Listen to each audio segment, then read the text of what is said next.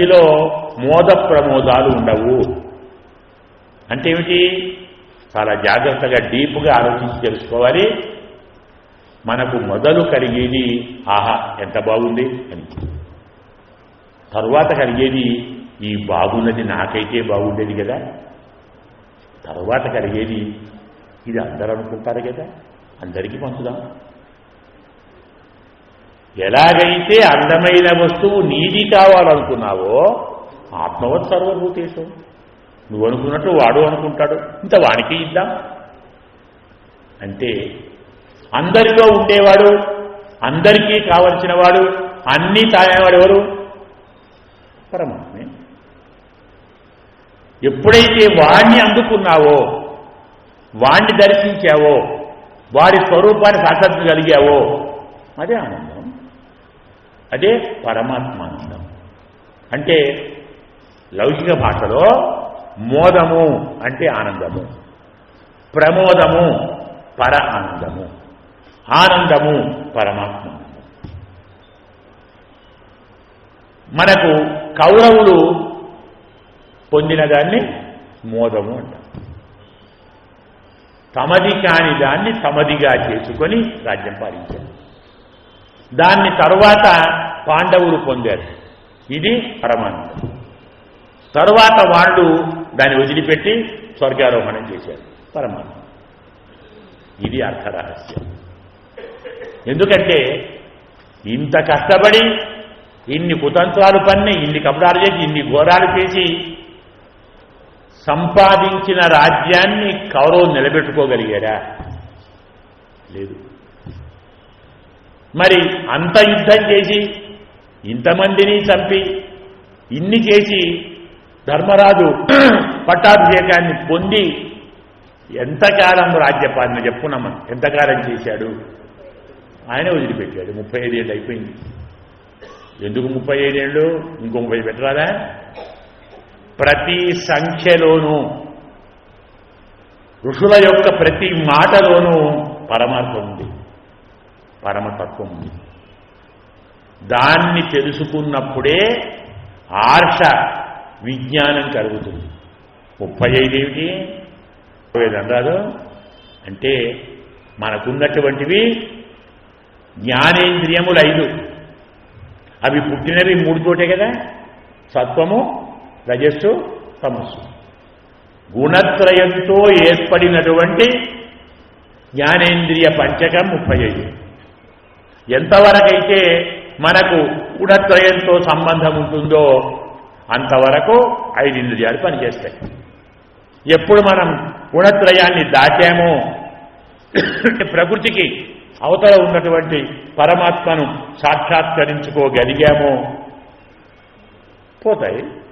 దాన్నే మనం స్వర్గారోహణం అంటాం. గమనించండి, స్వర్గారోహణం అంటే చాలామంది కొంచెం పక్క అర్థం పోతారు. స్వర్గం అంటే ఏంటి? ఇంద్రుడిదేనా? ఒప్పుకున్నావా? అమరావతి ఇంద్రలోకాన్ని స్వర్గం అందామా? ఒప్పుకోదు. ఎందుకు? కాస్త పదాన్ని వివరించండి. సు అర్ గా స్వర్గ, రుగతవు కదా. రు అనేటువంటిదే వ్యాకరణంలో అర్ర వచ్చి అర్ర అయిపోయింది కదా. అర్చతి కదా, రాతి అర్చతి, సు అర్చతి. చక్కని గమనం, కొంచెం ఆలోచించండి జాగ్రత్తగా. బాగా వెళ్ళుట, బాగా వెళ్ళుట అని దేన్ననాలి? ఏ పనైనా ఎప్పుడు మంచి అవుతుంది ఆలోచించండి. మనం ఒక పని చేస్తే ఆ పని వల్ల కలిగిన ఫలితం మళ్ళీ పోకుండా ఉంటేనే మంచిది అవుతుంది. మీకు బాగా అర్థం కావాలంటే జ్యోతిష్ శాస్త్రం తీసుకోండి. ముహూర్తం పెడతాం. అయ్యా మా అమ్మాయికి పెళ్ళండి, ముహూర్తం పెట్టండి. అది వెళ్ళాము ఒక శాస్త్రవాడు దగ్గర. ముహూర్తం పెట్టాడు, పెళ్లి చేశాం. పెళ్లి బాగా వైభవంగా జరిగింది, ఆనందంగా జరిగింది. సో ముహూర్తం మంచిదే కదా, అనుమానం మంచిదే. ఏం బాధలేదు. ఒక ఏడాది కాగానే వాళ్ళు విడిపోయారు. ముహూర్తం మధ్య తెలియదు. ఏం చెప్తాం? అవును, నీ పెట్టిన ముహూర్తం ఏం కదా? పెళ్ళికి కదా? పెళ్ళి అయినా లేదా? నా ముహూర్తం మంచిదే ఒప్పుకుందామండి. పెళ్లికి ఫలితం ఏమిటి? వివాహం దేనికోసము? భార్యాభర్తలు 10 కాలాలు చల్లగా కాపురం చేయటానిక, వెంట విడిపోవడానిక? మరి ఏడాదిలో విడిపోతే ఆ ముహూర్తం మంచిదా చెడ్డదా? ఒక పని మంచిది ఎప్పుడైతుంది? ఫలితాన్ని బట్టి. ఫలితం నెరవేరలేదు, మంచిది కాదు. మీకు ఇంకా బాగా అర్థం కావాలంటే, రావణాసురుడు సీతమ్మను హరించాడు కదా. రావణాసురుడు జ్యోతిష్ శాస్త్రవేత్త, మంచి పండితుడు జ్యోతిష్ శాస్త్రంలో. అతను జ్యోతిష్ శాస్త్రంలో 16 గ్రంథాలు రాశాడు. సంగీత శాస్త్రంలో 24 గ్రంథాలు రాశాడు. మంత్రశాస్త్రంలో 4 గ్రంథాలు రాశాడు. వైద్యంలో 92 గ్రంథాలు రాశాడు. మాకు దొంగం లేదు. జ్యోతిష్ శాస్త్రంలో ముహూర్త భాగం మీద ఇన్ని గ్రంథాలు రాశాడు. దాని పేరే ముహూర్త రావణం. ఇన్ని గ్రంథం దొరుకుతున్నది. మనం తిప్పి రావణ ముహూర్తం ఉంటున్నాం, కానీ ముహూర్త రావణం. ఇంత పెద్ద పండితుడు సీతమ్మను హరించడానికి ముహూర్తం చూసుకొని వెళ్ళాడు. ఉత్తగా వెళ్ళలేదు, అబద్ధం కాదు. లెక్కగట్టి ముహూర్తం చూసుకొని వెళ్ళి తీసుకొచ్చాడు. సక్సెస్ఫుల్గా హరించాడు. సీతాహరణం సక్సెస్ అయింది. ఫలితం వచ్చిందా? రాలేదే. మరి ముహూర్తం మంచిదే చెడ్డదా? ఆ మాట ఎవరు చెప్పి? జటాయు చెప్పారు. ఆమె జటాయు అంటారు రాముడితో, విందో నామ ముహూర్తోసౌ తమసౌ ఎత్ర నాపుతసు విప్రనష్టం ధనం క్షిప్రం తత్స్వామి ప్రతిపద్యతే. రామ దిగులు పడగయా. రావణాసుడు పద్ధతులే కానీ పప్పులో కాలేశాడు. మంచి ముహూర్తం పనికి అనుకున్నాడు, ఫలితానికి అనుకోలేదు. ముహూర్తం కార్య సాధకమా, కార్యఫల సాధకమా? 2 రకాల ముహూర్తం గమనించండి. పని నెరవేరితే కాదు, పని ఫలితం కావాలి. తినడం దేనికోసం? ఆకలి పోవడానికే, ఆరోగ్యం చేకూరడానికి? చెప్పండి. జటాయువే అంటాడు రావణాసురుడితో, తదన్నాభి భోక్తవ్యం జీర్యతేయతు అనామయం. ఎలాంటి అన్నం తినాలంటే రోగం కలిగించకుండా అరిగే అన్నం తినాలి. ఏ తిన్న అరుగుతుంది, రోగం వస్తుంది. ఎందుకు? అన్నం తినేది ఆరోగ్యం కోసమా, రోగం కోసమా? మరి రోగాన్ని కలిగించే ఆహారం తీసుకున్నవాడు నేను మంచి అన్నం తిన్నానని ఒప్పుకున్నానా? లేదు. కార్యఫలం సిద్ధించినాడే మంచి పని. అలాగే సీతాహక ఫలం ఏమిటి? సీతలో దగ్గర ఉంచుకోవాలి. ఉంచుకున్నాడా? లేదే. అంటాడు జటాయు, స్వామి విందో నామం, దాని పేరు విజయ ముహూర్తం అంటారు. దాన్ని విజయం అంటారు. వాల్మీకి విందహ అన్నాడు. ఈ ముహూర్తం చూచుకొని రావణాసురుని హరించాడు. తమసౌ ఎత్ర నాబుధత్. రావణాసురుడు ఆ ముహూర్తంలోని ఫలాన్ని తెలుసుకోలేకపోయాడు. ఆ ముహూర్తంలో అపహరించిన వస్తువు త్వరలో యజమానిని చేరుతుంది. విప్రనష్టం ధనం క్షిప్రం తత్ స్వామి ప్రతిపద్యతే. విజయ ముహూర్తం తక్కినవాడికి విజయమే కానీ అపహరణకు విజయం కాదు.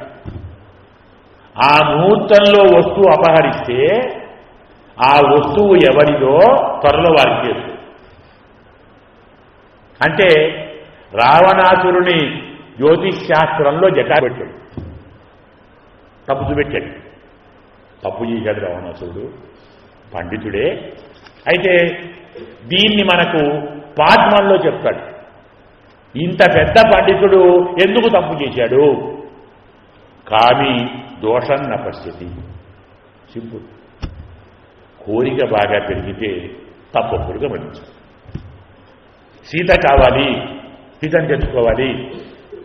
ఎప్పుడైతే కోరిక పుట్టిందో జ్ఞానం పోతుంది. కోరిక జ్ఞానాన్ని తొలగిస్తుంది. అందుకే మనం ఏ భాగం చదివినా వాల్మీకి వ్యాస భాగాలను జోడించాలి. ఎవరు బాగా అర్థమవుతుంది అర్థంగా. వాల్మీకి ఏమో ముహూర్తం అంటాడు, విజయం అంటాడు, సత్యం అంటాడు, పండితుడు అంటాడు. ఇన్ని తెలిసిన వాడు ఎందుకు తప్పు చేశాడు నేను చెప్పలే, ఆయన చెప్పాడు వ్యాసుడు. కానీ తోటంగా ప్రసిద్ధి.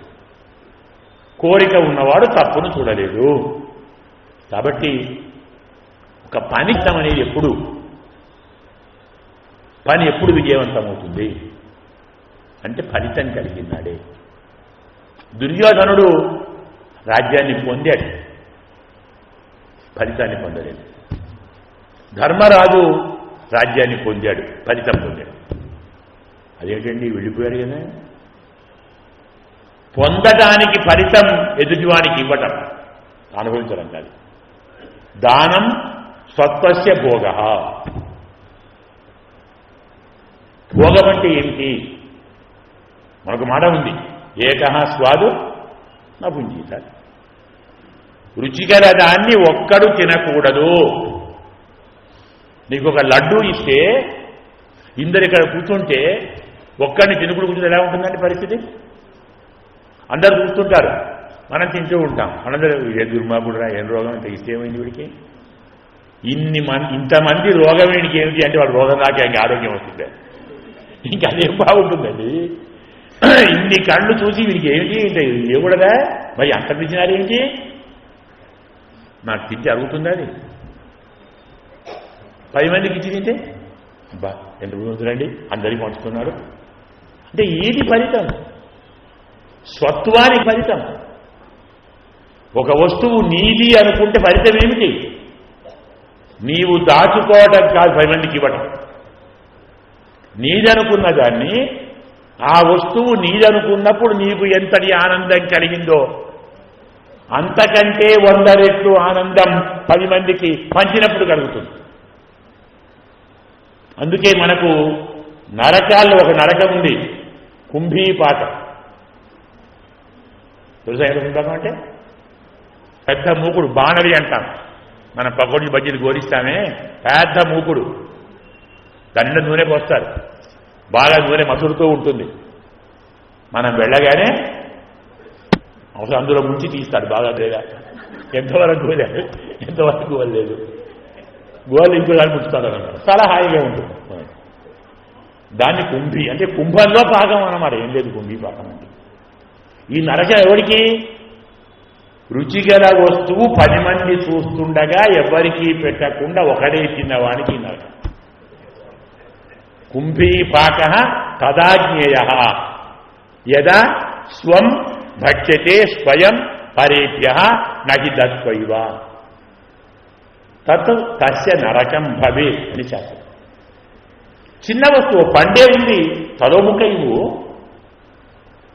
ఎందుకంటే వ్యాసుడు ఎంత బాగా చెప్తాడంటే నీ తృప్తికి, నీ ఆనందానికి, నీ ఆశకు అంతెక్కడా. ఎంత తిన్నా ఇందులో ఎంత చాలా చెవట్లా చెప్తాడు. కొంచెం ఇంకా లోతుకు వెళితే దుడుప్స కూడా చెప్తాడు. ఏం దుడుప్స? పరిపాక వెళ్ళండి, లడ్డూలు తిన్నావు, జిలేబీ తిన్నావు, మైసూర్పాకు తిన్నావు, ఇంకేవో అంటే అన్ని రకరకాలు చేస్తారు కదా, రకరకాల అన్ని మసాలాలు పెట్టుకున్నావు, అన్ని తిన్నావు. అబ్బా ఎంత కావు, ఎంత బాగోదు, ఎంత బాగోదు, ఎంత బాగోదు అనుకున్నావు, సంతోషం. ఓ 3.5 గంటలైంది, ఏముంది కడుపులో? ఒక లడ్డూ తీస్తావు, అందు నుంచి పోయి ఒక జిలేబీ, ఒక మైసూరుపాకు. అక్కడ నువ్వే దుర్గంధం, దుస్సాహం, ఘోరం, తిమిరం, నరకం నువ్వు తినదేనా? ఇంతకు ఎందుకురా అంత ఆశ? 10 మందికి పెట్టరాదు? ఎలాగూ నీవు చిన్న రూపంలో ఉండేది కాదు కదా. భోగస్సు ద్విధో జ్ఞేయ. శాస్త్రం ఎంత బాగా చెప్తాడంటే భోగం అనేది 2 రకాలుగా ఉంది. 2లో ఒకటి తాత్కాలికమైనటువంటి ఆనంద ఆభాసం, మరి ఒకటి నిరంతరము తృప్తాలు. గమనించండి, ఇదంతా మనకు అర్ధరహస్యమే. ఎందుకంటే భారతంలో పాండవులు 5, ద్రౌపది 1 కదా. నేను చెప్పుకున్నాం, బుద్ధి జ్ఞానేంద్రియాలు. ఇంత అనుభవంలో ద్రౌపదికి కానీ పాండవులకు కానీ తృప్తి కలిగిందే? లేదు. ఎందుకు కలగలేదు? అజాతు కామానం ఉపభోగేన చాల్యతి హవిష కృష్ణవత్మేవ భూయయేవ అభివర్తతే. కోరిక అనేది అనుభవంతో ఎన్నడూ తృప్తి పొందించేది కాదు. ఎంత అనుభవిస్తున్నా చాలు అంటావా? అయితే అన్నం తింటే అంటావు చాలని. భోజనం పెట్టాం, పదార్థాలు వేసాం, కూరగాయలు వేసాం, పెట్టాం, మళ్ళీ పెట్టాం, ఇంకోసారి వడ్డించాం. అబ్బా చాలండి, తినలేనండి, కొంచెం తిన్నా, అబ్బా వద్దండి తినలేనండి, చాలండి. నిజంగా చారా? చాలండి. ఎప్పటికీ చారా? ఎప్పటికి కాదండి, మాపడి దాకా చాలు. మళ్ళీ మాపడికి రెడీ. ఎప్పటికి చాలు కాదు, మళ్ళీ మాపడికి తింటాం. ఇప్పుడు మాత్రం చాలు. ఇది ఆహారం. ఇందులో ఈ భోగంలో విరాగం ఉంది, విసుగు ఉంది. అంటే మీకు ఫర్ ఎగ్జాంపుల్, మనం భోజనం చేస్తున్నాం, ఏ వంకాయో బెండకాయో బీరకాయో పొట్లకాయో వరుసగా ఆలుగడ్డ అనుకుందాం. ఆలుగడ్డను వరుసగా 6 రోజులు వండాడు కూర. ఏం చేస్తాడు? రోజు ఇదే కూర మార్చరాదు, విసుగు కదా. ఏ ఒక్క కూర వరుసగా రోజు పెట్టినా ఏమంటావు? చీ అంటాను. మరి దాంపత్య జీవితం రోజు అదే కూర కదా, అదే భోగం కదా. అబ్బాయి ఏంటిది మార్చుకోవాలందామా? మానుకుంటున్నామా? లేదే. సంసారిక ప్రక్రియలో విరక్తి కలుగుతున్నదా? లేదు. భోగపు విరక్తి అవుతున్నదా? లేదు. మరి ఆహారంలో ఎట్లా కలుగుతున్నది? ఏం చెప్తాం అంటే ఆహారంలోని ప్రాంతాన్ని దృష్టిలో పెట్టుకొని ప్రాంతం యొక్క రుచిలో తేడాను బట్టి విరక్తి అవిరక్తి కలుగుతుంది. అవును కదా. అలాగే కౌరవులు రాజ్యాన్ని పొందినప్పుడు వారు పొందిన రాజ్యం వారు అనుభవించారు తప్ప ఇంకొకరికి ఇవ్వలేదు. ఇంకొకరికి ఇవ్వటానికి ప్రయత్నించినా తీసుకోలేదు. మీకు భారత గాథలోని ఒక రహస్యం చెప్తాడు పద్మపురాణంలో. భారత గాథలో దుర్యోధనుడు ఒకసారి కర్ణుని మీద అసూయపడ్డాడు. ఎందుకు? కర్ణుడికి ఏం పేరుంది? దానకర్ణుడు. ఏమన్యాయమండి ఇది? కర్ణుడు న్యాయంగా వాడు దానకర్ణుడా? అవును, ఇస్తున్నాడు. ఎవడు సొమ్ము ఇస్తున్నాడు? వాడు సొమ్మేనా? దానమని దేన్నంటారండి? నీ వస్తువు కాదు. స్వీయత్వ బుద్ధి నిరసన పూర్వక పరకీయ బుద్ధి, ఆ దానం దానం కదా. ఈ వస్తువు నాది అనుకున్నప్పుడు ఇందులోని నాది అనే పని తొలగించి పరవాడికి ఇచ్చే దానం. కర్ణుడిచ్చిన వస్తువు కర్ణుడిదేనా? వాడు దానం తీసుకున్నాడు ఇంకొంటికి కదా. అంగరాజ్యం దుర్యోధనుడు ఇచ్చాడు కర్ణుడు. నేనిచ్చిన రాజ్యంలోని సంపద ఇస్తూ వాడు దానకర్ణుడు ఏంటి? నాకు ఎవరు రావాలి ఆ బిరుదు? దాన దూషణ నాకు రావాలి. మరి వాడికి వస్తుంది ఏంటి అంటే ఇస్తున్నాడయ్యా, నేను కూడా ఇస్తానయ్యా, ఇవ్వు వద్ద నీకు ఇస్తారు. ఎవరు రావటం లేదు మా దగ్గరికి. ప్రతివాడు వెడుతున్నాడు. కర్ణ అడుగుతూ ఆయన దుర్యోధన వెళ్ళడం లేదు. నేను కూడా ఇస్తాను రా అన్నాడు మద్దతుతో. ఇవ్వండి ఇవ్వండి కాదురా, అందరూ అటైపోతున్నారు. ఆ వన్ వేకి అందరు ఇక్కడి నుంచే పోవు. నా ఇంటి ముందరి నుంచే వెళ్ళాలి అందరూ, అప్పుడు వస్తారు ఆ దగ్గరికి. అంటే అయినా రాదు, తిరిగిపోతుంది. కర్ణుడి ఇంటికి వే మొత్తం నిషేధం చేశాడు, ఎవరు పోవద్దు, ఎవరు రాడే.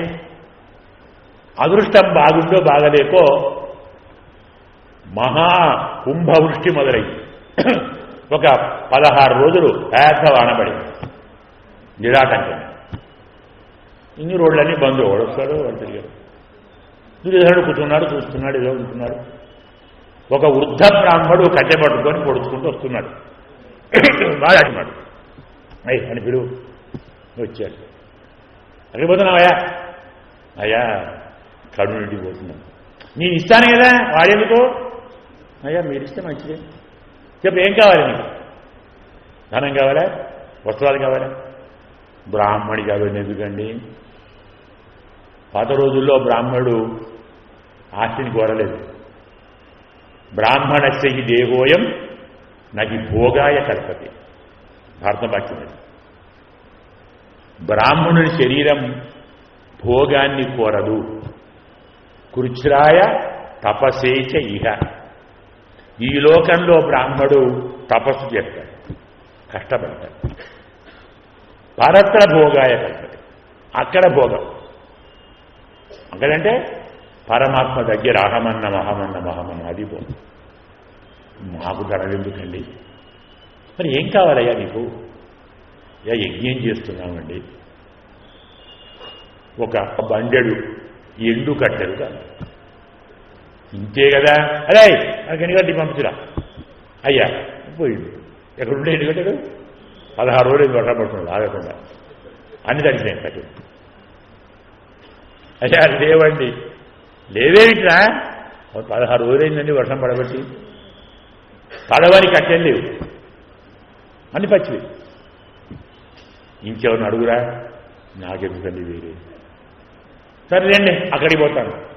మళ్ళంటావు వాళ్ళెక్కడి నుంచి ఇస్తారా?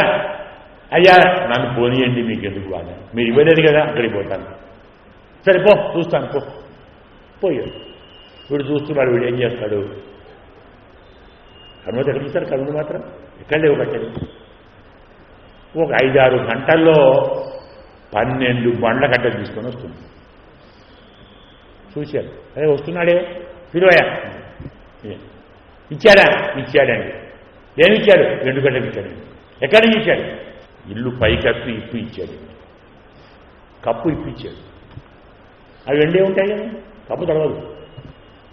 పాత రోజుల్లో మిద్దెల మీద కప్పే ఉంటాయి కదా, తీశాడు, ఇచ్చాడు. ఇవ్వాలి అన్న బుద్ధి ఉండాలండి. పోటీ పడికి ఇవ్వడు. బ్రాహ్మణుడు అడిగాడు, బడికి ఇవ్వాడు. ఎక్కడి నుంచి ఇవ్వాలి? ఇచ్చాడు. అంటే దాన్ని అంటారు దానం. అది నిజమైనటువంటి పర ఆనందం. తరువాత పరమాత్మ. కౌరవులు పొందింది ఆనందము, పాండవులు పొందింది పర ఆనందము. ఈ మహానుభావులు రాజ్యాన్ని త్యాగం చేసినాక పొందింది పరమాత్మ ఆనందం. ఇది అర్థ రహస్యం. ఎందుకంటే అన్ని గ్రంథాలు, మనకు తక్కిన గ్రంథాలన్నీ కూడా, కవులు రాసిన గ్రంథాలన్నీ సుఖాంతం అంటాం కదా. వివాహం చేసుకున్నారు, రాజ్యం పొందారు, ఆస్తి పొందారు, కట్టాలు తీరారు. కానీ స్వర్గారోహణంతో ముగించింది ఒక భారతమే. ఆలోచించండి, ఏది లేదు, ఏ గ్రంథం లేదు. ప్రపంచంలోని ఏ గ్రంథము ట్రాజిడీ, దీని ట్రాజిడీ అంటాక ఇదే న్యాయంగా కామెడీ. ట్రాజిడీ కాదు, భారతమే కామెడీ. ఇదే సుఖం. ఏది సుఖం? పరమాత్మను పొందుటే సుఖం, పరమాత్మ సేవే సుఖం, పరమాత్మ కైంకర్యమే సుఖం. నాదనుకోవడమే దుఃఖం. కొంచెం వ్యాకరణ శాస్త్రం దాకా వెళితే ఖం అంటే అర్థం ఇంద్రియం కదా, సుఖం అంటే మంచి ఇంద్రియం, దుఃఖం చెడు ఇంద్రియం కదా. ఇంద్రియం శరీరంలో ఉండేది. శరీరం యొక్క సంబంధాన్ని బోధించేదాన్ని ఇంద్రియము అంటాం. ఆ ఇంద్రియం శరీరానికి కావలసిన సౌకర్యాలను మాత్రమే కూర్చగలిగిన నాడు అది దుఃఖం. ఈ శరీరం ఈ ఇంద్రియాలు ఈ శరీరాన్ని ఇక్కడి నుంచి వదిలిపెట్టి ఇంతకంటే గొప్ప శరీరం మోక్ష శరీరం.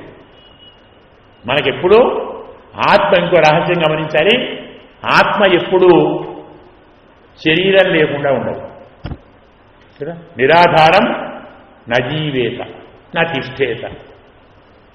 ఆత్మకు ఆధారం ఉండాలి, శరీరం ఉండాలి.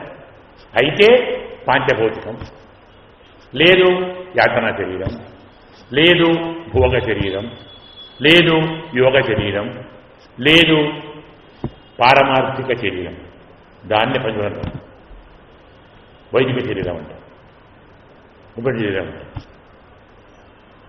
ఇన్నిటిలోనూ ప్రకృతితో సంబంధం ఉన్నంత వరకు ఈ శరీరంలో ఇంకో శరీరం ఉంటుంది కదా.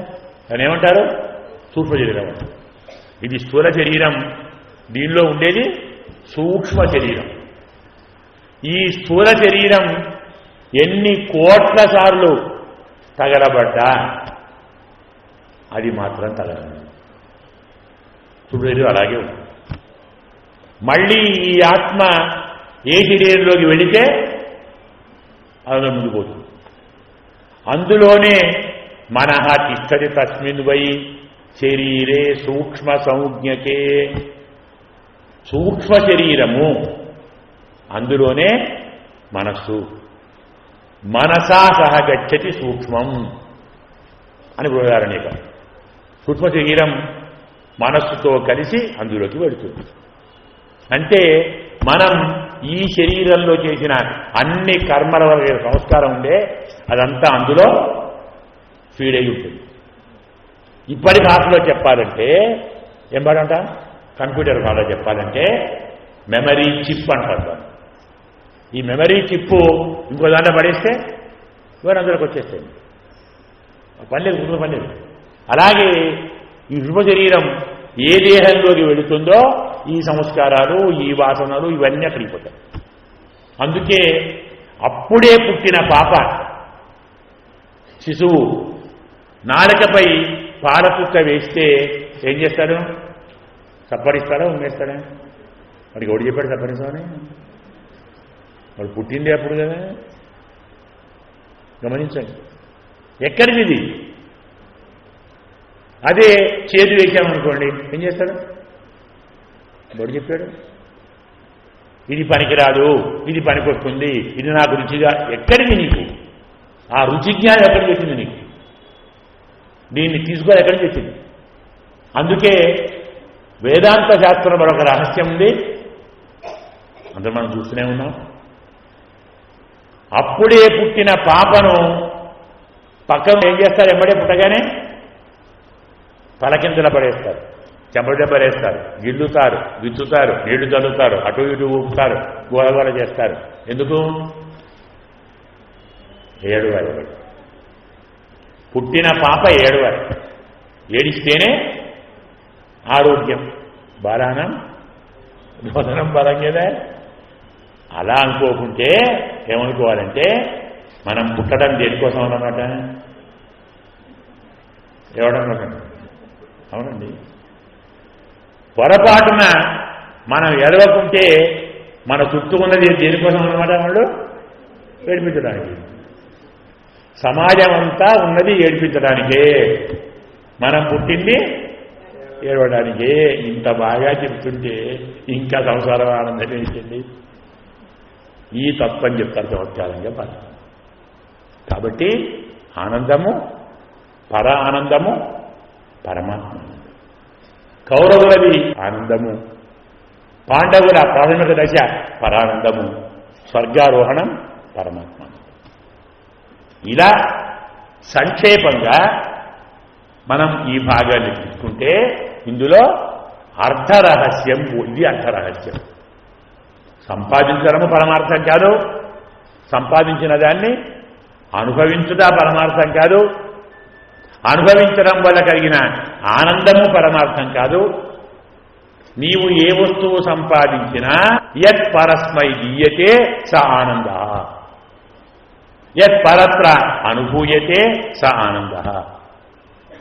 యత్ పరస్మై త్యాగం క్రియతే పరమానంద.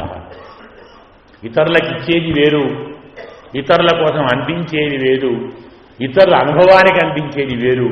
అందులో మన స్వత్వబుద్ధిని వదులుకోవటం లేదు.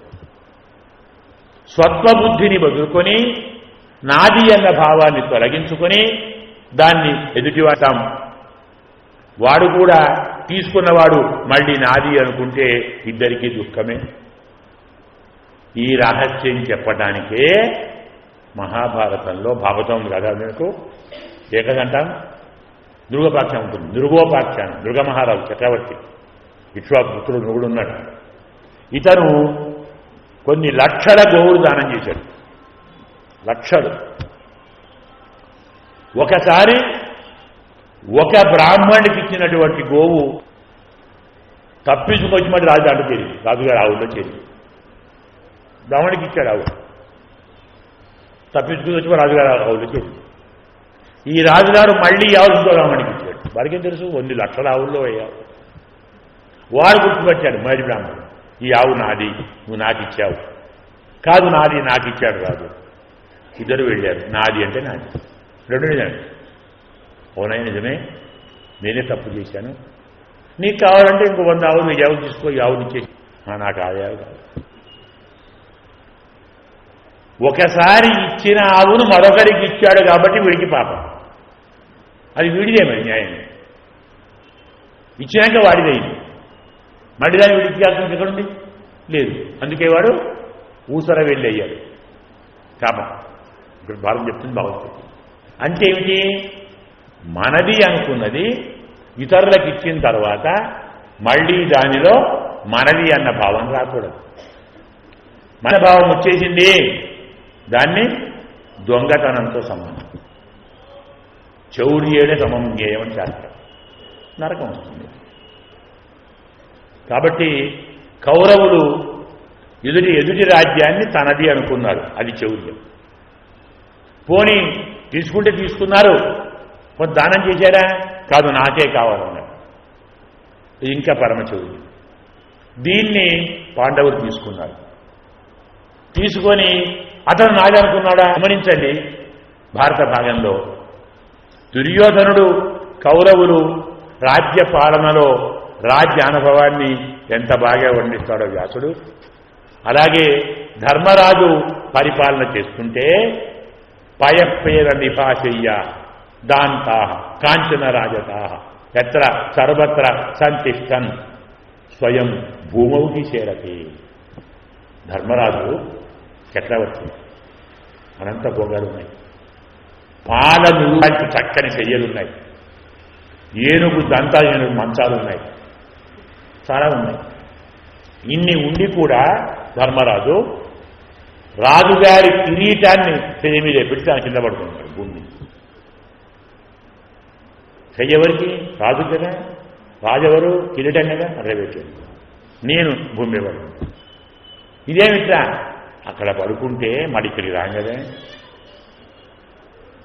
ఎక్కడ పడుకున్నా మన చివరికి వచ్చేది ఇక్కడికి కదా కదా. ఎన్ని చెయ్యలున్నా, ఎన్ని పరుపులున్నా, ఎన్ని భోగాలున్నా మనం చివరికి పడుకునేది ఎక్కడా? అక్కడే పడుకుంటారు. మరి నాకెందుకు? ఇది పరమానందం. వచ్చిన వస్తువు అనుభవించడం కాదు, అనుభవించడంలోని పరమార్థాన్ని చెప్పితే అది పరమానందం. ఈ శరీరానికో, ఈ మనస్సుకో, ఈ బుద్ధికో, లేదు ఈ చిత్తానికో, ఈ అంతఃకరణానికో ఇవాళ కావు. నిజమైనటువంటి భోగము ఈ మనస్సును పరమాత్మ యందు లగ్నం చేసినప్పుడే, పరమాత్మను ధ్యానించగలిగినప్పుడే. పరమాత్మను ధ్యానించే వారికి మనం కైంకర్యం చేసినప్పుడే. భాగవత ఆచార్య కైంకర్యం చేయగలిగిన నాడే భోగానికి సాఫల్యం. ఇంత స్పష్టంగా అంటే ఎందుకింత వివరిస్తున్నానంటే, రాజ్యము, సంపద, ఐశ్వర్యము, భోగములు, సుఖములు, అనుభవాలు ఏనాడు వీటిని పాండవులు నమ్ముకోలేదు. ఏనాడు వాటి కోసం వారు అర్రులు చాచలేదు. మరి యుద్ధం ఎందుకంటే చేశారు? రాజ్యమొద్దు, భోగాలొద్దు, యుద్ధం ఎందుకు? యుద్ధం దేని మీద? రాజ్యం మీదనా, భోగం మీదనా? అహం మీద యుద్ధం, మమకారం మీద యుద్ధం. నీది కాని దాన్ని నీది అనుకునడం తప్పు. ఎందుకంటే నిజంగా యుద్ధం అనేది రాజ్యం కోసమో భోగం కోసమో అయితే జాగ్రత్తగా ఆలోచించండి. అర్జునుడు యుద్ధం చేయను అంటాడండి. ఎందుకన్నారు? యదిమాం అప్రతీకారం అశస్త్రం శస్త్రపాణయ ధార్తరాష్ట్రా రణే హన్యు తన్మే క్షమతరం భవేత్. అవును అర్జునుడు ఆయుధం పట్టకుండా, ప్రతీకారం చెయ్యకుండా, యుద్ధం చెయ్యకుండా కూర్చున్న నన్ను కౌరవులు చంపితే ఆనందం ఉన్నాడు. యుద్ధం కనిపించారు. ఎక్కడా పాండవుల యుద్ధం రాజ్యం కోసం కాదు, పాండవుల యుద్ధం భోగం కోసం కాదు, పాండవ యుద్ధం అధికారం కోసం కాదు, పాండవుల యుద్ధం అనుభవం కోసం కాదు. మరి దేనికోసం? అహంకారం మీద యుద్ధం, మమకారం మీద యుద్ధం, భోగం మీద యుద్ధం. అంటే బలంతోటో, సైన్యంతోటో, శక్తితోటో, సామర్థ్యంతోటో, యుక్తులతోటో అధర్మాన్ని గెలిపించాలని ప్రయత్నిస్తే అది సాగదు. అధర్మం ఎప్పుడూ గెలవు. ఇది ధర్మయుద్ధం. ఎందుకు అనుకోవాలి? రాజ్యాన్ని పొందిన ధర్మరాజు రాజుగా ఉంటానన్నాడా? నాకొద్దు సింహాసనం అన్నాడు. ఇందరిని చంపాను, నాకెందుకండి అన్నాడు. రాజ్యాన్ని స్వీకరించిన తరువాత కూడా ఎప్పుడైనా కింద పడుకున్నాడు. చెయ్యలున్నాయి. మకుటం తత్ర నిక్షిప్య స్వయం భూమౌసి చేరతే. కిరీటాన్ని చెయ్యి మీద పెట్టి దాని కింద అర్జునుడు అంటాడు తస్య పాదవు, నాకు ఎట్లా బాగా చెప్తాడు. అర్జునుడు ధర్మరాజు పాదాలను ఒత్తుతూ ఆయన కూర్చున్నాడు. మరి భీముడు ధర్మరాజు యొక్క సింహాసనం నిరంతరం కాపాడుకుంటూ ఆయన కూర్చున్నాడు. ఏం కదా ఇది? యుద్ధం చేశాడు, గెలిచాడు, ఎవడికి భోగం లేదు. భీముడు సింహాసనం కాపలా, అర్జునుడు ధర్మరాజు కాపలా, నమదేవి గోవులను అశ్వాలను కాపలా, ద్రౌపది పరమాత్మ ఆరాధన. ఎక్కడుంది భోగం? ఎక్కడుంది ఆనందం? ఇది అర్థరహస్యం. ఆనందం అంటే అనుభవించేది కాదు, అనుభవింపచేసేది ఆనందం. యత్ పరస్మై దీయతే స ఆనంద. ఇతరులకిస్తేనే ఆనందము. యత్ పరమాత్మనే దీయతే స పరమానందం. పరమాత్మకిచ్చినది పరమానందం, ఇతరులకిచ్చినది పరానందం. తాను పొందేది ఆనందం. ఇదే మోదము, ప్రమోదము, ఆనందం. మోద ప్రమోద ఆనందం అనేటువంటి వైదికాంశాలను ఆనందము, పరానందము, పరమానందం అనే పేరుతో అర్థరహస్యాన్ని భారతంలో చెప్పాడు. మనం అనుకున్నాం. నిన్న సాయం చెప్పింది ఏమిటి? ధర్మరహస్యం. మనం ఇప్పుడు చెప్పుకునేది అర్థరహస్యం. మరొకటి ఉంది కామరహస్యం. దానిలోని కామరహస్యం ఏమిటి అంటే, గోపికలు కృష్ణ పరమాత్మను ప్రేమించారు, పోని కామించారు. జారబుద్ధ్యాపి సంగతా అంటాడు. గోపికలు కృష్ణుణ్ణి జారుడుగానే భావించారు. అతనితోటి తాము అనుకున్న ఆనందం లాంటి దాన్ని ఏదో పొందారు అనుకున్నారు. మరి వారికి నరకం వచ్చిందే, పాపం వచ్చిందే. అదేదే. ఎందుకంటే ఏ ఒక్క గోపిక కృష్ణ పరమాత్మ కాదని చేరలేదు, పరమాత్మే అని చేరారు. అసలు కృష్ణ పరమాత్మ యొక్క జీవితంలో కృష్ణుడు భగవంతుడు కాదు అన్నవాడు ఎవరు లేడే. తిట్టేవాడు కూడా భగవంతుడట, ఇలా చేస్తున్నాడు అన్నాడు. పోతే కదా గోపికలు నకలు గోపికానందనో భవాన్ విఖనసార్పిత విశ్వగుప్తయే సఖ ఉదేయివ. ఇదేం పాట అండి? గోపికలు అంటారు పంకటి, నకలు గోపికానందనో భవాన్, నీవు యశోదమ్మ కొడుకువు కాదు, బ్రహ్మదేవుడు ప్రార్థిస్తే లోకాన్ని కాపాడటానికి అవతరించిన పరమాత్మవు. దీనేమందాం? జ్ఞానమా అజ్ఞానమా? ఇలా పొందితే మోక్షమా సంసారమా? చాలా చమత్కారంగా చెప్తాడు మనకు గోపికల వ్యవహారాన్ని. స్వామి కూడా చెప్తాడు. కృష్ణ పరమాత్మ ఒక శరద్ రాత్రిలో మనకు వేణువు ఊదుతూ ఒక్కొక్క గోపికను పిలిచాడు పేరుతోటి, పేరు పెట్టి. నామ సమేతం కృత సంకేతం అంటారు జయదేవుని అష్టపది. ఇలా పేరు పెట్టి పిలిస్తే వాళ్ళందరూ వచ్చారు. చక్కని దృష్టాంతం. ఎలా ఉన్నవారు అలాగే వచ్చారు. స్నానం చేస్తూనే వచ్చారు. భోజనం చేస్తున్న ముందు నోట్లో ఉంది అలాగే వచ్చారు. పిల్లలకు పాలిచ్చేవాళ్ళు అలాగే వచ్చారు. భర్తలు చేయించారు ఎలా ఉన్నా వచ్చారు. ఎంతమంది వారించినా ఆగలేదు. భర్తలు వారించారు, బంధువులు వారించారు, అత్తలు వారించారు, మామలు వారించారు, తండ్రులు వారించారు. ఈ ప్రయత్నంలో ఒక 5-6 మాత్రం వారించబడ్డారు. ఎలా? ఎక్కడో లోపల ఉన్నారు వంట ఇంట్లో. వేణువు విని పరిగెత్తుతున్నారు. బయట వాడు చూసి తలుపు పెట్టేశారు. వారు ద్వారానికి చేరకముందే వీరు తలుపు పెట్టారు. లోపల చిక్కుపడారు బందీ. వ్యాసుడు చెప్తాడు, కృష్ణ పరమాత్మ దగ్గరికి చేరిన వారి కంటే ముందు గదిలో బంధించబడేవారు ఆయన దగ్గరికి పోయారు. అక్కడికి పోయారు. ఇక్కడ కాదు. ఈ కృష్ణుడు అక్కడికి పోయారు. ఎలా పోయారండి? అంటే చెప్తే ఒప్పుకుందామా, నమ్ముదామా? మోక్షం రావాలంటే పుణ్య పాపే విధూయ నిరంజన పరమం సామ్యముపైతిని శాస్త్రం. మోక్షం రావాలి, పుణ్యము అయిపోవాలి, పాపం అయిపోవాలి. పుణ్యం ఉంటే స్వర్గాదులు, పాపం ఉంటే నరకాదులు.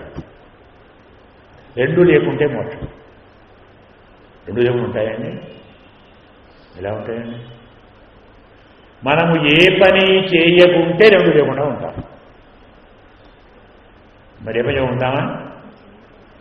నాకు కశ్చిత్ క్షణమపి జాతు తిష్టతి అకర్మకృతు. ఏ ఒక్కడు ఏ పని చేయకుండా ఉండలేదు. అయినప్పుడు తప్పకుండా ఆ పని అయితే పాపం, లేకుంటే పుణ్యం, అయితే స్వర్గం, కాకుంటే నరకం. రెండు లేకుండా ఎలాగో అంటే కాయేన వాచ మనస ఇంద్రియైవ బుద్ధ్యా ఆత్మనావా ప్రకృతే స్వభావాత్ కరోమి యద్యత్ సకలం పరస్మై నారాయణ ఇది సమర్పయామి. నీవు చేసిన ప్రతి పనిని కృష్ణార్పణం. ఇప్పుడు నీ అకౌంట్ మీరు బ్యాలెన్స్ ఏం లేదు. పని చేస్తావు, రిజల్ట్ వాడికి ఫలితం. ఇప్పుడు ఫలితం వాడికి పోయి నీ అకౌంట్ నిల్లు కదా, నీకు మోక్షం. బాగుందండి. మరి ఆ పని వీడు చేయలేదే గోపికలు. వీరికి పుణ్యం పాపం వీరికి ఉన్నారు కదా లోకంలో. ఎంతో చేశారు పాపం, ఎంతో పుణ్యం చేశారు. ఆ రెండు వీరి దగ్గర ఉన్నాయి గోపికల దగ్గర. దీన్ని వీరు గోపికలు పరమాత్మకు అర్పించలేదు. అయినప్పుడు ఎలా మోక్షానికి పోయారు? చాలా సింపుల్ అండి. పుణ్యం అయిపోవాలంటే ఏం చేయాలండి? చేసిన పుణ్యం అయిపోవాలంటే అనుభవించాలి. అంటే ఆనందం. మనం బాగా సుఖం, బాగా భోగం, బాగా ఆనందం పొందామనుకోండి, అర్థం ఏమిటి? మన పుణ్యం అంతా అయిపోతుంది. అందుకే బుద్ధిమంతుడెవడు భోగం కావాలని కోరుకోడు. కోరుకుంటే ఎప్పుడు ఖర్చు అయిపోతున్నారు పుణ్యం అంతా, దాచుకోలేం కదా. అంటే పుణ్యక్షయం భోగాత్ పుణ్యక్షయం భవతి. నరకంతో తథా పాపక్షయం. కష్టం వల్ల పాపం పోతుంది, సుఖం వల్ల పుణ్యం పోతుంది. అందుకే జ్ఞానం కలవాళ్ళు ఏం కావాలనుకోవాలి? కష్టాలు కావాలి, ఆపదలు కావాలి. అందుకో మహానుభావుడు ఉంది, మహానుభావురాలు కుంతి ఏం కోరింది? విపద సంతు నహ శశ్వత్ తత్ర తత్ర జగత్పతి. స్వామి నాకెప్పుడూ ఆపదలే కావాలి. ఒక్కటే ఎవరు కోరలేదు. అంటే అలా ఒక్కడున్నారు, ఇంత కొంచెంలో ఒక్కడున్నారు. నాకు ఆపదలే కావాలి. ఎందుకు? ఆ వస్తే నువ్వు వస్తావు కదా. ఆపద వస్తే నువ్వు వస్తావయ్యా, నాకు అది కావాలి. అంటే దుఃఖం కలిగితే పాపం పోతుంది, సుఖం కలిగితే పుణ్యం పోతుంది. మరి గోపికలకు రెండు పోయాయా వచ్చాయా? రెండు పోయాయి. అది ఎలా పోయాయండి? ఆ ఇంటి వంట ఇంటిలో నుండి ముఖద్వారంలో వచ్చేప్పుడు రెండు పోయాయి. ఎంత పోయాయి? దుస్సహ ప్రేష్ట విరహ ధూత విధుత అశేష కర్మణం ధ్యాన ప్రాప్త తదాశ్లేష సంచిన్య పుణ్యోదయ. తలుపు పెట్టేసరికి కృష్ణుని చూడకుండా అయిపోయానా? నా జన్మ ఇంతేనా? ఒక్కసారి దుఃఖం పెళ్ళుతూ వచ్చింది పాపానికి. తలుపు పెడితే ఏమైంది? ఇక్కడ ఏడావాడు స్వామి రావయ్య. ధ్యానంలో ప్రియుణ్ణి ఆలింగనం చేసుకున్నారు. ధ్యాన ప్రాప్త ఆశ్లేష. అతన్ని కౌగలించుకున్నారు కృష్ణుణ్ణి. ఎలా? ధ్యానంతో. ప్రియుని కౌగలించుకునే ఆనందం కదా. ప్రియుణ్ణి కౌగలించుకున్నందువల్ల కలిగిన ఆనందంతో పుణ్యమంతా పోయింది. ప్రియ వియోగం కష్టంతో పాపం అంతా పోయింది. ఏముంది? జగన్మోహన్. అర్థమైందా? ఇది పాపాలు పుణ్యాలు పోవటానికి మార్గము చెప్పాడు. భారతంలో ప్రతి అంశము ఇంత స్పష్టంగా చెప్పాడు. కథ చెప్తాడు, కర్మలు చెప్తాడు, అనుభవాలు చెప్తాడు, ద్వేషాలు చెప్తాడు, కార్పణ్యాలు చెప్తాడు, యుద్ధాలు చెప్తాడు. చూపమానం. మీకు ఇంకా బాగా తెలియాలంటే మనకు విరాట పర్వంలో ఒక భాగం ఉంది. మనం అనుకున్నాం భారతం ప్రారంభించాలి. ప్రారంభించాలి. చదవాలన్నా భారతం వరుసగా ఉపన్యాసం చెప్పాలనుకున్నా విరాటంతో మొదలుపెట్టాలని చెప్పాడు. మనం కారణం చెప్పుకున్నాం. ఎందుకు చెప్పుకున్నాం? మోకాళ్ల కంటే ఉన్నటువంటి కింది భాగాన్ని విరాటము అన్నాం కదా. బాగా నిలవాలంటే మనకి ఏ భాగం కావాలి? ఆ భాగాలే కావాలి. అవి లేకుండా నిలవలేము. ఇక్కడ మనం ఈ సంసారంలో నిలవాలన్నా, స్వర్గంలో నిలవన్నా, మొదలు నిలవాలన్నా మనకు విరాటమే. విరాటము అంటే విహి ఇవ అటతి. కొంచెం వ్యాకరణ రావాలి, బాగుంది రావాలి. విహి అంటే పక్షి, అతటి తిరుగుతుంది. పక్షి తిరిగేదాన్ని విరాటము. పక్షి అంటే ఎవరు? ఉభాభ్యామేవ పక్షాభ్యాం యథాచే పక్షిణాం గతి తదైవ జ్ఞానకర్మభ్యాం. పక్షి రెండు రెక్కలతో ఆకాశం తిరుగుతుంది. జ్ఞాని, ఆచార్యుడు, భక్తుడు జ్ఞానము అనుష్ఠానం అనే రెండు రెక్కలతోటి పరమాత్మను ఆచరిస్తాడు. అంటే తన జ్ఞానాన్ని పరమాత్మకే అర్పిస్తాడు, తన కర్మను పరమాత్మకే అర్పిస్తాడు. రెండిటితో పరమాత్మలో సంచరించేవాణ్ణి పక్షి. అదే విరాట. ఇంకా బాగా చెప్పాలంటే పురుషుడు స్వామి ఉన్నాడు కదా, ఆయన యొక్క పర్వ మన భాగం దగ్గరికి వస్తుంది. మరి అది రెండో భాగం. పర్వ ఎందుకో తర్వాత చెప్పుకుందాం. భాగం వస్తుంది. మన ముందు 5 రోజులే ఎన్నైతే చెప్తాం ఆయన చెప్పుకుందాం. ఈ రీతిలో విరాటము అంటే పరమాత్మ యొక్క స్వరూపము, విరాటము జ్ఞాని యొక్క స్వరూపము, విరాటము ఆచార్యుని యొక్క స్వరూపము. అందుకే విరాట పర్వంలో చెప్పింది ఏమిటి? దక్షిణ గోగ్రహణం, ఉత్తర గోగ్రహణం కదా, రెండావులే అయితే అదే కదా. దక్షిణ భాగంలో ఉన్న గోవులను ఎవడు? ఓ మహానుభావుడు త్రిగర్తాధిపతి, వాటిని సుశర్మ అంటారు. ఆ మహానుభావుడు వాటిని పడితే అక్కడికి ధర్మరాజు, భీముడు వీళ్ళంతా వెళ్ళారు. ఉత్తర గోగ్రహణం చేస్తే భీష్ముడు, ద్రోణుడు, కర్ణుడు, స్వయంగా అర్జునుడు వెళ్ళారు. దక్షిణ గోగ్రహణం ధర్మరాజు, ఉత్తర గోగ్రహణం అర్జునుడు. కొంచెం ఆలోచించండి. గోవంటే ఏమిటి? స్వర్గ, ఈషు, పశు, వాకు, వజ్ర, భృణి, నేత్ర, అంబు, వృష్టిషు.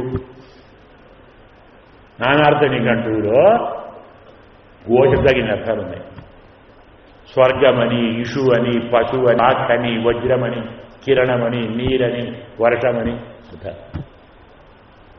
అవన్నీ మనకొద్దు. ఒక వాక్కు తీసుకుందాం. వాక్కు దక్షిణ వాక్కు, ఉత్తర వాక్కు. అంటే బ్రాహ్మణములు, ఆరణ్యకం. వేదం 2 రకాలు కదా. వేదములో బ్రాహ్మణములు, ఆరణ్యకం అంటే కర్మకాండ, జ్ఞానకాండ రెండే కదా చెప్పుకునేది. పూర్వభాగము, ఉత్తర భాగం. వేదం 2 భాగాలు, పూర్వభాగము, ఉత్తర భాగం. పూర్వభాగము అధాతో ధర్మ జిజ్ఞాస, ఉత్తర భాగం అధాతో బ్రహ్మ జిజ్ఞాస. వేదములోని పూర్వభాగము ధర్మచర్చ. ధర్మం అంటే ఏమిటి? ధర్మాన్ని తెలిపేది పూర్వభాగము, బ్రహ్మను తెలిపేది ఉత్తర భాగం. అధాతో బ్రహ్మ జిజ్ఞాస. ఇంకా బాగా మనం అర్థం చేయాలంటే పరమాత్మ యొక్క ఆరాధన విధానాన్ని చెప్పింది పూర్వభాగం. భగవంతుణ్ణి ఎలా ధర్మం అంటే ఏంటి? ఏమంటారు? అంటే భగవద్ ఆరాధన రూపో ధర్మ. భగవంతుణ్ణి ఆరాధించేదే ధర్మం. అంటే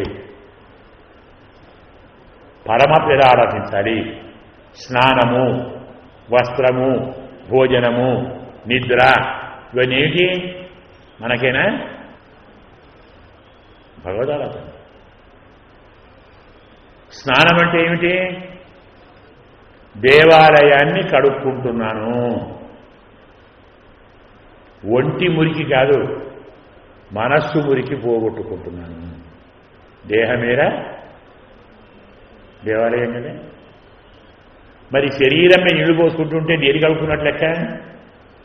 దేవాలయాన్ని కడుగుతున్నాను, శరీరాన్ని కాదు. అంటే స్నానం అనేది శరీరములోని మురికిని మాత్రమే పోగొట్టేదైతే, మనము స్నానం చేస్తున్నప్పుడు గంగే చ యమునే చైవ గోదావరి సరస్వతి నర్మదే సింధు కావేరి జలేస్మిన్ సన్నిధిం కురు. నేను స్నానము చేసే నీటిలో ఈ నదులన్నీ వచ్చి చేరాలి. ఎందుకంటామండి? శరీరం మురికే పోవడానికి ఏ నిరేజేమి కదా, మురికిపోతుంది. స్నానానికి పరమార్థం శరీరం మురికిపోవటం కాదు, మనస్సు మురికిపోవాలి. మనస్సు కల్మషం పోవాలి. అది పోవాలంటే గంగా జలం కావాలి, యమునా జలం కావాలి, కావేరీ జలం కావాలి. కాబట్టి ధర్మము అంటే భగవదారాధనా రూపమే ధర్మము.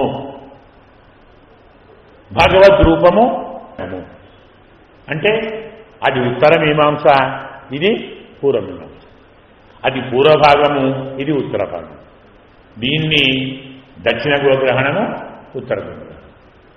అందుకే మనకు చమత్కారంగా చెప్పటానికి దక్షిణ గోగ్రహణానికి ధర్మరాజు వెళ్ళాడు, అంటే ధర్మరక్షణకు వెళ్ళాడు. ఉత్తర గోగ్రహణానికి అర్జునుడు వెళ్ళాడు. అర్జునుడు అంటే ఎవరు? అర్జున శ్వేత విజ్ఞేయ, తెల్లటివాడు. తెల్లటివాడంటే సత్వము. సత్వం అంటే పరమాత్మ. పరమాత్మ స్వరూపాన్ని తెలుసుకోవటానికి, పొందటానికి వెళ్ళినవాడు అర్జునుడు. ధర్మాన్ని పొందర వెళ్ళినవాడు ధర్మరాజు. విరాటుడు ధర్మరాజు వెంట ఉన్నాడు, ఉత్తరుడు అర్జునుడు వెంట ఉన్నాడు. కథ వినటం కాదు, కొంచెం ఆలోచించాలి. వ్యాస భగవాన్ ఎంత చమత్కారం నాకు ధర్మాన్ని చెప్తాడంటే, విరాటుడు ధర్మం పక్కన ఉన్నాడు. అంటే ఏమిటి? ధర్మాన్ని తెలుసుకోవాలన్నా, ధర్మాన్ని ఆరాధించాలన్నా, ధర్మాన్ని చర్చించాలన్నా, ధర్మాన్ని బోధించాలన్నా, ధర్మము చేత ఆరాధించబడేవాడు మన ముందర ఉండాలి. భగవంతుణ్ణి ముందర పెట్టుకునే భగవంతుని ఆరాధన విధానమైన ధర్మాన్ని మనం చర్చించాలి, ఆచరించాలి, అనువదించాలి, బోధించాలి. అందుకే ధర్మరాజు విరాటుని వెంట వెళ్ళాడు. కథ కూడా ఏముంది? ధర్మరాజు విరాటుని మాట్లాడాడు. నేను వెళుతున్నానండి, వచ్చాడు. అంటే ఏమర్థం? పరమాత్మను చెప్పు. నా విరాటుడు పరమాత్మ. విరాట్ స్వరూపాన్ని ధర్మం అనుసరించింది, ధర్మస్వరూపాన్ని విరాట్ అనుసరించాడు. ఇది ఉత్తర గోగ్రహణం, అది దక్షిణ గోగ్రహణం. ఈ రెండితో కథ చెప్పడానికి ఈ స్థితి, అంటే మన కొంచెం ముందరికి పోదాం. ఈ స్థితి మనం జాగ్రత్తగా తెలుసుకోవడానికి ఎక్కడ జరిగింది, ఎప్పుడు జరిగింది? ఈ రెండు కీచకుడు జరిగింది. కీచకుడు వధించబడితే, కీచకుడు చచ్చాడు అంటే అతన్ని చంపగలవాడు ఒక్క భీముడే. అక్కడ చచ్చాడే, వీళ్ళు అక్కడే ఉన్నారు. అక్కడ ఉన్నారు కాబట్టి మనం వాళ్ళను పడదాము. వాళ్ళను పట్టాలి అంటే మరి యుద్ధానికి పోవాలి. యుద్ధానికి అటు కాకుండా ధనం, గోధనం విరాటుంది కాబట్టి ఎంత బాగా చెప్తుందండి. విరాట ధనం, గోధనం అట. ఏం కదండి అది? ఒక రాజుగారి సంపద గోవులట. అర్థమైందే? విరాటుడు అంటే పరమాత్మ. ధనం ఏమిటి? గోవులే కదా, వేదమే కదా. వేదవేద్యే పరే పూజాతే దశరథాత్మజే. వేదములు బాగా చెప్తాయి. పరమాత్మను బోధించే ధనమేది? వేదమే కదా. స్వాధ్యాయ ప్రవచనాభ్యాం న ప్రమదితవ్యం ఇందుకే అన్నారు. పరమాత్మ ధనము, పరమాత్మను పొంది ధనము వేదమే, పరమాత్మ మనకిచ్చే ధనము వేదమే. విరాటక ధనము గోధనము అన్నాడు. అంటే పరమాత్మ స్వరూపాన్ని తెలుసుకోవటానికి మనకు ఉపకరించేటువంటివి వేదములే. వేదములు దక్షిణ గోవులు, ఉత్తర గోవులు. పూర్వమీమాంస, ఉత్తర మీమాంస. పూర్వభాగం, ఉత్తర భాగం. ధర్మభాగం, బ్రహ్మభాగం. స్పష్టంగా చెప్పాడు. పేరుకు భారతం, అంతకదే. కానీ ప్రతి పదం తత్వ విజ్ఞానంతో బోధించాడు. గమనించాలి. ఎవడు కీచకుడు? సకీచకై మారుత పూర్ణరంధ్రై. మనకు అమరం వెడితే అమరంలో కీచక అన్న పదానికి అర్థం ఏమిటి? న్యాయంగా వెదురు బొంగు. గమనించండి, వెదురు బొంగు ఉంటుందే. ఎలాంటి వెదురు బొంగు? మారుత పూర్ణ రంధ్రం, గాలితో నిండి రంధ్రము గలది. వెదురు బొంగు రంధ్రాలు ఉంటాయి కదా, ఈ రంధ్రాల్లో గాలి నిండుతుంది. గాలి నిండితే వస్తుంది. గమనించండి, రంధ్రములలో గాలి నిండితే ధ్వనించే ఎదురు బొంగులను కీచకము అంటారు. ఒక్కసారి కథలోకి రండి. కీచకుడు కూడా ఎప్పుడు అరిచాడు? భీముడు కొడితేనే అరిచాడు. భీముడు ఎవరు? మారుతమే కదండి, వాయుపుత్రుడేనండి. ఎవరండి? మారుత పూర్ణరంధ్రై. వాయుపుత్రుడైన భీముని దెబ్బలతో అరిచినవాడు కీచకుడు. అంతే. ఇంకా సముద్రికి వెళితే ఏది మారుత పూర్ణరంధ్రము? శరీరం. ఈ దేహానికి నవరంధ్రాలు ఉంటాయి కదా. తోలు తిప్పి ఇది తూటులు 9 తుస్సుమనుట గాయం. ఎప్పుడో సినిమా పాట, పాతది. అబద్ధం కాదు, పాత సినిమా ఇలా ఉండేది, పాత సినిమా పాట. ఇప్పుడు సినిమాలు లేవు, అందులో పాటలు లేవు. బీభత్సనం. ఇది తోలు తిప్పి. ఇందులో 9 రంధ్రాలు ఉన్నాయి. అన్నిట్లో ఏముంటుంది? గాడే ఉంటుంది. ఇదే కీచకుడు. ఈ కీచకుణ్ణి ఎవరు చంపాలి? భీముడే. అంటే గాలి. గాలి నిండి ఉంటే శరీరము, గాలి వెళ్ళిపోతే శవం కదా. ప్రాణము, అపానము, ఉదానము, సమానము, వ్యానం. మనకు తెలిసింది 5. ఇంకో 5 ఉన్నాయి. దశవాయువులు. నాగస్య, కూర్మ, కృకర, దేవదత్త, ధనంజయ. ఇంకో 5 ఉన్నాయి. కావం తెలియదు అనుకుంటాను.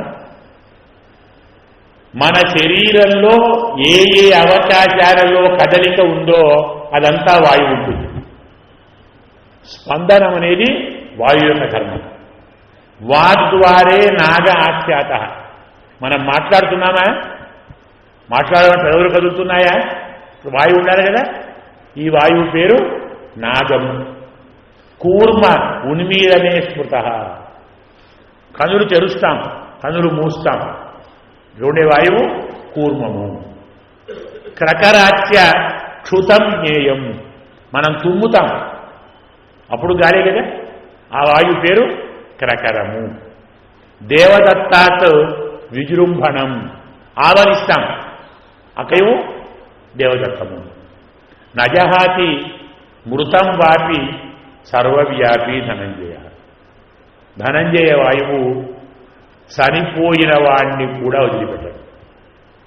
అంటే ప్రాణం పోయిన తరువాత శరీరాన్ని కొంతసేపు అలాగే ఉంచితే ఏమవుతుంది? వాపు వస్తుంది. ఎక్కడికా వాపు? గాలి. చనిపోయిన దేహాన్ని వదిలిపెట్టని ధనంజయ వాయువు. ఇలా 10 వాయువులు ఉన్నాయి. 10 వాయువులు ఉంటే శరీరం అంటాం, పోతే శవం అంటాం.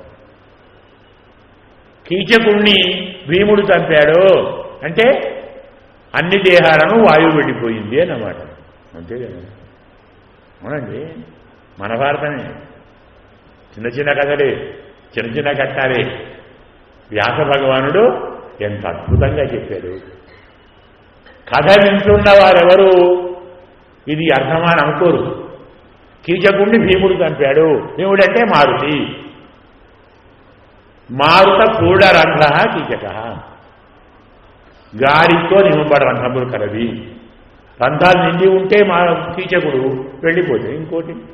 వీడు చచ్చాడు అంటే శరీరం మీద ఆశ తొలగినప్పుడే, శరీరం మీద వ్యామోహం తొలగినప్పుడే దక్షిణ గోగ్రహణ, ఉత్తర గోగ్రహణ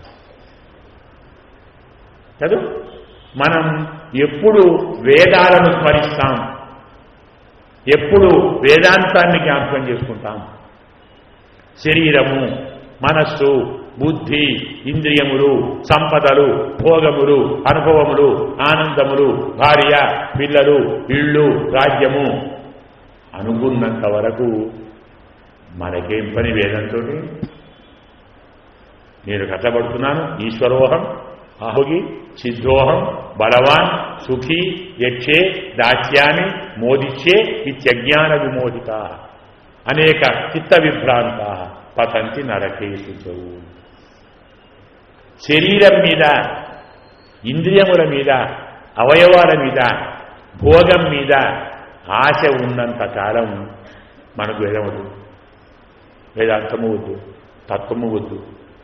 ఎప్పుడైతే ఇదం శరీరం పరిణామపేశలం పతత్యం శ్రద్ధ సంధి జర్జరం కిమోడదైతే మూఢ దుర్మతి నిరామయం కృష్ణరసాయనం పిబ అనుకున్న నాడు వేదంగా శరీరం అనేటువంటిది నశ్వరము, ఎంత కష్టపడి పెంచినా పోయేదే, ఎన్ని నింపుకున్నా అన్ని తొలగిపోయేవే అనుకున్న నాడు, కీచకత్వ భ్రాంతి తొలగిన నాడు పరమాత్మ గురించి, పరమాత్మ ఆన గురించి మనకు ఆలోచన వస్తుంది. కీచక సంహారం అయితేనే దక్షిణ గోగ్రహణం, ఉత్తర గోగ్రహణం. విరాట పర్వంతో ఎందుకు భారతాన్ని మొదలు పెట్టాలి అంటే, భారతం చదవాలనుకున్నవాడు శరీరము, ఆత్మ, పరమాత్మ అనే విషయాన్ని తెలుసుకోవాలనుకున్నవాడే భారతాన్ని చదవాలి. కౌరవులు, పాండవులు, యుక్తులు, కుయుక్తులు, కపటాలు, కుతంత్రాలు, మోసాలు, ద్రోహాలు అనుకున్నవాడు భారతం చదవవలసిన అవసరం లేదు. ఎందుకు? అవన్నీ సహజంగా వచ్చు. అందరి ఉంది. మనం కొత్తగా ఏం నేర్చుకోవాలి? మనం గొప్పవాళ్ళం కదా. ఏమన్నాడు నారదుడు అతనితో? స్వభావ రక్తస్య కుతఃపరిష్క్రియ. ఏమయ్యా, భారతం రాశాను, భారత తెగ మాట్లాడుతున్నావు, నువ్వు భారతం రాయాలయ్యా. అర్థానికి ఎవరి ఆస్తిని వారు కాపాడుకోండి. మీ సంపదను ఎవడైనా గుంజుకుంటే వాడిని చంపని మీ ఆస్తిని గుంజుకోండి నువ్వు చెప్పాలా. స్వభావ రక్తస్య కుతఃపరిష్క్రియ.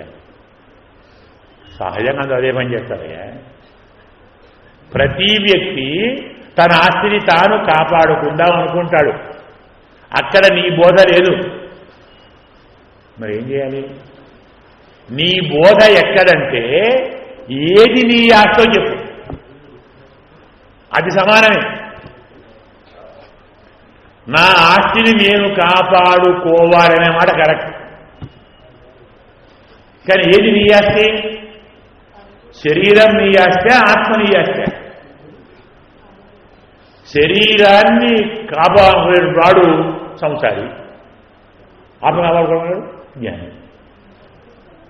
నా ఆస్తి శరీరం కాదు, నా ఆస్తి ఆత్మ. ఆత్మ పతనం కాకూడదు. ఈ ఆత్మ పరమాత్మను చేరాలి. ఆత్మ పరమాత్మను చేరాలంటే శరీరం ఏం కావాలి? పతనం కావాలి, దహించబడాలి. గమనించండి, శరీరం దహించబడితేనే ఆత్మ పరమాత్మను చేరుతుంది. లక్క ఇల్లు తగలబడితేనే పంచపాండవులు బయటికి పోయారు కదా. గమనించండి, రామాయణంలో భారలో దహనాలు ఉన్నాయి కదా. రామాయణంలో లంకా దహనం ఉంది, అవునా? అశోకవన భంగం ఉంది, అవును కదా. భారతంలో లక్క ఇల్లు దహనం ఉంది, ఖాండవ దహనం ఉంది, ఖాండవ వనం, ఖాండవ ప్రస్థం అండి. ఖాండవ దాహం భారతంలో ఉంది, లక్క ఇల్లు భారతంలో ఉంది. గమనించండి, చమత్కారం గమనించండి. మనకు లక్క ఇంటిని తగలబెట్టింది భీముడు, అవునా? ఖాండవం తగలబెట్టింది అర్జునుడు, అంతే కదా. వారు రక్షించారు. ఖాండవ వన దాహం అర్జునుడు చేశాడు, లక్క ఇంటి దాహం భీముడు చేశాడు.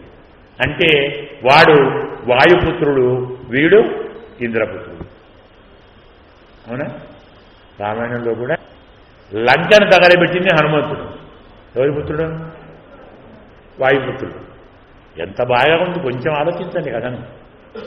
అలాగే ఇంకేం వనం అది? మధువనం. మధువనం మొదలు ఎవరు? అంగదు. వాడెవడు? ఇంద్రుడి మనం. గమనించండి, రెండున్నాయి రామాయణంలో, మధువనం, లంక. రెండు భారతంలో ఉన్నాయి. లాక్షాగృహం, ఖాండవం. లాగృహ దాహం భీముడు, ఖాండవ దాహం అర్జునుడు, లంకా దహనం హనుమంతుడు, మధు దానం అంగదుడు. వీడు ఇంద్రపుత్రుడు, లేదా వాడి పౌత్రుడు, వాడు మారుపుత్రుడు. రెండొకటే. జాగ్రత్తగా ఆలోచిస్తే అది శరీరము. లంక అంటే శరీరము. ఇది మధువనం, మధు విద్య. దీనికి ఎవరు కావాలి? ఇంద్రుడు కావాలి. ఇంద్రుడెవరు? ఇంద్రస్తు ఇది పరమైశ్వర్యే ధాతు. పరమ ఐశ్వర్యాన్ని ప్రబోధించడానికి కావలసిన సంకల్పం వచ్చేది మనస్సుతో. ఇంద్రుడంటే మనస్సు. పరమాత్మను చేరాలని బోధించేటువంటిది బుద్ధి. ఆ బుద్ధి మనస్సు ద్వారా వెళ్ళాలి. అందుకు ఖాండవవనం, ఇటు మధువనం, రెండు ఇంద్రపుత్రుడు. లంక, లక్క ఇల్లు మారుపుత్రుడు. చాలా దగ్గరగా ఉన్నాయి.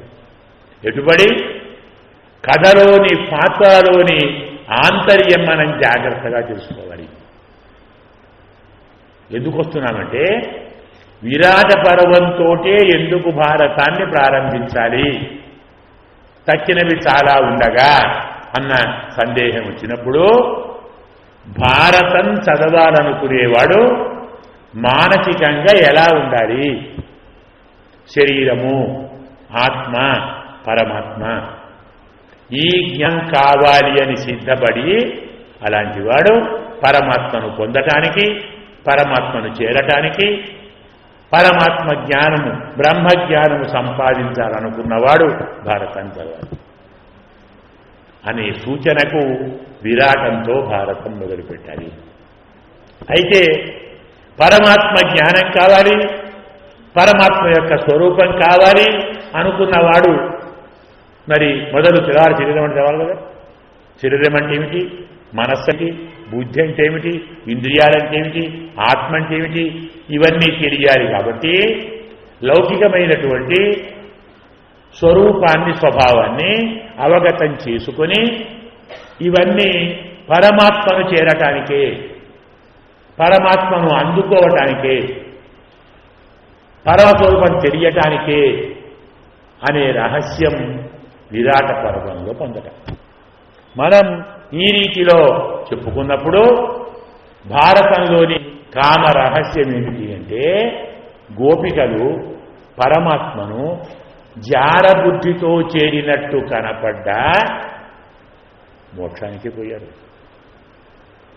పరమాత్మ అంటాడు, నా మయ్యవైధియాం కామ కామాయ కల్పతే భర్చితా క్వాధితా ధానా నా పునః భవాయ కల్పతే.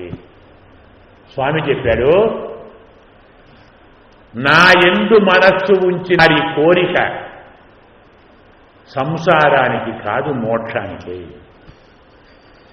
నా మయి అవేధియాం కామ కామాయ కల్పతే. కోరికే, కానీ ఈ కోరిక నాయందు ఉంచితే అది మోక్షానికి కోరిక కాదు. ఎలాగయ్యా?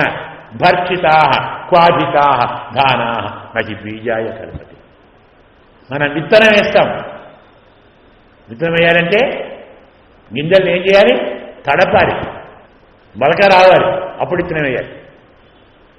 కానీ పొరపాటున ధాన్యాన్ని బాగా వేయించి వేయండి, మరుస్తాయా? కొంచెం కాల్చి వేయండి, మరుస్తాయా? భర్చితా క్వాధితా దానా. ధానా అంటే గింజలు, ధాన్యం. వేయించిన కాల్చిన గింజలు భూమి మీద వేస్తే మొలకెత్తుతాయా? లేదు. అలాగే నాయందున్న కామం కాదు మోక్షం. ఎందుకు? పరమాత్మ అంటే అగ్నే కదా. జ్ఞానాన్ని సర్వకర్మాన్ని ఇస్తాం కదా. జ్ఞానమనే అగ్ని సర్వకర్మాణి భస్మసాత్ కురుతే. పరమాత్మ ఆలోచనే శరీరాన్ని, సంసారాన్ని నాశనం చేస్తే సాక్షాత్తు పరమాత్మనే చేరితే ఇంకా మోక్షం రాదా? కాబట్టి గోపికలు మనం చూడటానికి కామముగా చెప్పుకున్నా అది కామము కాదు. పరమాత్మయందు ఉన్నటువంటి కామము మోక్షప్రదమే తప్ప సంసారప్రదం కాదు, కోరికను పెంచేది కాదు, భోగాన్ని పెంచేది కాదు అని భారతంలోని కామ రహస్యాన్ని మనం చెప్పుకున్నాం. ఇంత కష్టపడితే రహస్యం త్రితయంచయత్ అన్న వాక్యానికి నిన్న ఇవాళ మనం ఈ పూట అర్థం చెప్పుకున్నాం. ఇక సాధించండి అంటున్నా. అందుకోసం తరువాతి భాగాన్ని మళ్ళీ మనం మధ్యాహ్నం అనుసంధానం చేద్దాం. స్వస్తి ప్రజాభ్యః పరిపాలయంతాం న్యాయేన మార్గేణ మహీం మహీషాః గోబ్రాహ్మణేభ్యః శుభమస్తు నిత్యం లోకాః సమస్తాః సుఖినో భవంతు. అస్మత్ గురుభ్యో నమః. జై శ్రీమన్నారాయణ.